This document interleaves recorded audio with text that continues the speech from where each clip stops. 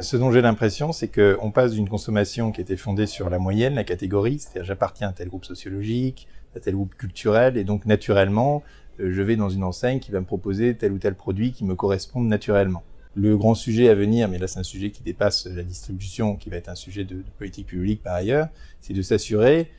qu'on reste maître de ses choix, et qu'on n'est pas conditionné par une norme qui viendrait notamment de la publicité et qui est facilitée par l'apparition du big data, qui fait que, comme je disais dans la conférence, quand vous êtes le capitaine Anderton dans Minority Report, on vous propose des pubs qui correspondent exactement à l'envie du moment ou à la nécessité du moment, parce qu'on connaît exactement votre historique. Et que donc pour se prémunir de cela, il y a une politique assez forte à mettre en œuvre, qui sera la patrimonialité des data, l'idée de pouvoir, enfin du moins le droit, de pouvoir posséder ses propres data, et de pouvoir du coup rétablir une relation de marché entre la plateforme, notamment la plateforme de vente de produits, et celui qui ne sera plus son usager mais bien son client, pouvoir ou non lui vendre ses datas ou être rémunéré pour ses datas, et donc être soi-même dans une position de force pour ne pas être submergé par ce que certains activistes américains appellent la filter bubble, la bulle du filtre, qui fait que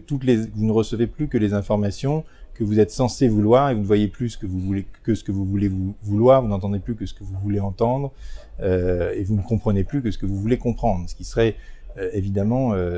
au détriment de nos libertés et de notre capacité de choisir. Pour terminer, qu'est-ce qui vous inspire, Gaspard Koenig ? Oui, donc en ce moment, je fais une série de reportages avec Le Point, qu'on a baptisé Les Aventuriers de la Liberté, où je pars dans le monde entier, et je vais rencontrer des communautés ou des gens qui expérimentent la liberté de manière radicale. J'en ai fait déjà une petite dizaine. Je vais voir aussi bien les hackers à Berlin, les dissidents en Chine, les entrepreneurs au Rwanda, les libertariens aux États-Unis. Je reviens du Colorado où j'étais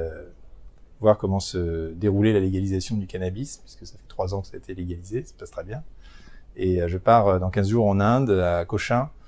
pour voir comment les religions coexistent pacifiquement, puisqu'à Cochin, il y a les juifs depuis Salomon, les chrétiens depuis saint Thomas, les musulmans depuis les Gires et les hindous depuis toujours. Et visiblement, tout se passe très bien, avec une vraie coexistence et harmonie entre les différentes croyances. Et donc, je vais voir comment ils font à Cochin. On pourrait faire la même chose.